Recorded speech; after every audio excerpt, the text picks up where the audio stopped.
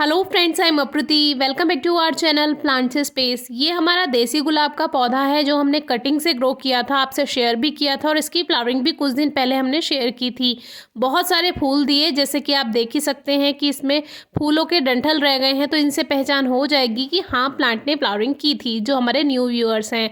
लेकिन ये प्लांट जो है अब कुछ दिन से फ्लावर्स देना बंद हो गया है और कोई बड़ा कारण नहीं है, एक छोटा सा रीज़न है जो आज आपसे शेयर करेंगे। सबसे पहले सूखे फूलों को हटाना इसलिए ज़रूरी है, देखिए यहीं से, यानी जो इसका नोड होता है, लीफ नोड होता है, वहीं से ही न्यू शूट बनती है और न्यू शूट में और अच्छे फ्लावर्स आते हैं।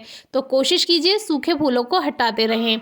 तो फूल ना आने का जो रीज़न है वो कुछ ये है, हमें पहले से ही दिखाई दे रहा था लेकिन हमने इसको रहने दिया।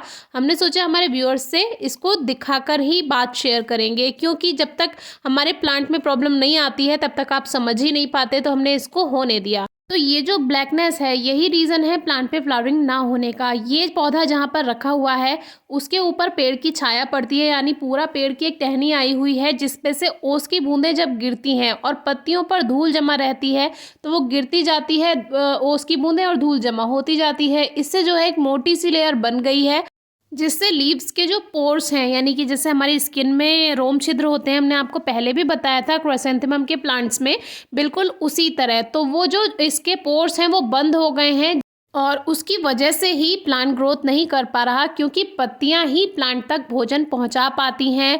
ग्रोथ करता है प्लांट अपनी पत्तियों की वजह से ही। इसलिए कोशिश कीजिए कि प्लांट पे लीव्स हेल्दी रहें। और ये जो जितनी भी इस पे लेयर बनी हुई थी वो हमने क्या किया, वाटर स्प्रे से साफ कर दी। गुलाब के पौधे में पत्तियों के पीछे की तरफ भी फंगस रहती है, तो आप इसे भी क्लीन कर सकते हैं। बड़ा पौधा है, ज़मीन में लगा है, तब तो ये नहीं कर सकते हैं आप, दूर से ही आप वाटर स्प्रे उस पर कर दीजिए। लेकिन अगर पॉट में लगा हुआ प्लांट है तो आप उसको इस तरह से क्लीन कर सकते हैं। और देखिए नीचे की तरफ की पत्तियों पे तो बहुत ही ज़्यादा था, तो हमें ये काफ़ी दिन से दिखाई दे रहा था, लेकिन हमने सोचा हमारे व्यूअर्स के सामने ही इसको शेयर करेंगे कि क्या परेशानी और आ सकती है।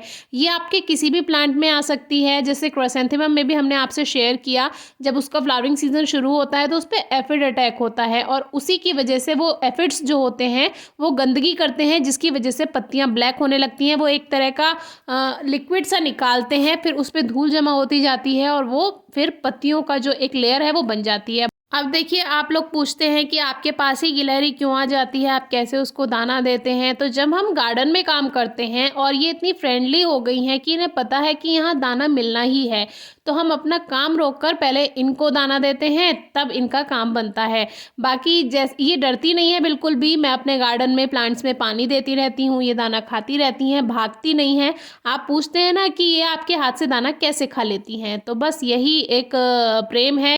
तो हम अपना काम करते रहे और ये हमारे पास बैठकर दाना खाती रहीं। तो ये गुलाब के पौधे का काम पूरा हुआ, जो पीली पत्तियां थीं वो हटा दी गई और अब इसमें सभी फ्रेश लीव्स हैं। अब वैसे तो हमें पहले ही ये काम कर लेना चाहिए था, मिट्टी की गुड़ाई करके खाद मिलाने वाला, लेकिन फिर भी अब हम ऊपर से ही इसमें गोबर की खाद रख देते हैं, क्योंकि ये मिट्टी की गुड़ाई हम तब करेंगे जब इसकी सॉइल थोड़ी सूख जाएगी, ड्राई हो जाएगी। गीली मिट्टी की गुड़ाई करने का कोई फ़ायदा नहीं होता है, तो ये काम पहले करना चाहिए था लेकिन मिस हो गया, कोई बात नहीं।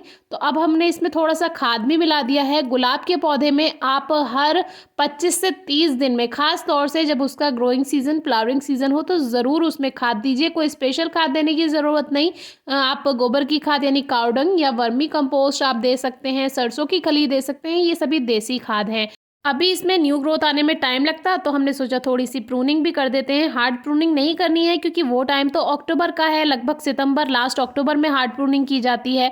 अभी आप हल्की सी पिंचिंग जैसा कर सकते हैं अगर प्लांट में चाहें तो। हमने थोड़ी एक्स्ट्रा इसमें कटिंग इसलिए भी कर दी है, हमें इसकी ब्रांचेस भी चाहिए थी थोड़ी सी ग्रो करने के लिए, तो हमने थोड़ी एक्स्ट्रा कटिंग भी इसकी कर दी, क्योंकि अभी ग्रोइंग सीजन है। अभी आप गुलाब के पौधे की कटिंग ग्रो कर सकते हैं, अक्टूबर से फरवरी तक का टाइम बेस्ट होता है। और ये एक कटिंग हमने ग्रो की थी, ये पापा ने ग्रो की थी, जैसे हमने लास्ट वीडियो में आपको बताया, जब मैं यहाँ घर पे नहीं थी तब उन्होंने ग्रो की थी। और देखिए अब इसमें फ्लावर भी खिल गया है। ये कली काफ़ी टाइम से आ रही थी जब मैंने इसकी लास्ट वीडियो आपसे शेयर की थी, लेकिन सर्दियों में थोड़ा स्लो ग्रोथ होती है तो फूल भी थोड़ा स्लो खिलते हैं, तो इसमें हम कुछ नहीं कर सकते हैं, ये नेचुरल है, फूल अपने टाइम से ही खिलता है। तो अब इसमें ग्रोथ भी अच्छी है, जबकि ये कटिंग से ग्रो किया हुआ प्लांट था। और देखिए फूल भी इसमें बहुत अच्छा आया है, हेल्दी फ्लावर आया है। गुलाब के पौधे में खाद पर ध्यान देना चाहिए, खास तौर से जब गमले में लगा है तो 25 से 30 दिन में ज़रूर से खाद दीजिए। धूप अच्छी मिलनी चाहिए, जितनी ज़्यादा से ज़्यादा धूप आप पौधे को दे सकें, और मिट्टी में हल्की ही नमी रखेंगे तो प्लांट अच्छी ग्रोथ करेगा। फिर भी कोई क्वेरी हो तो पूछिएगा। Thank you.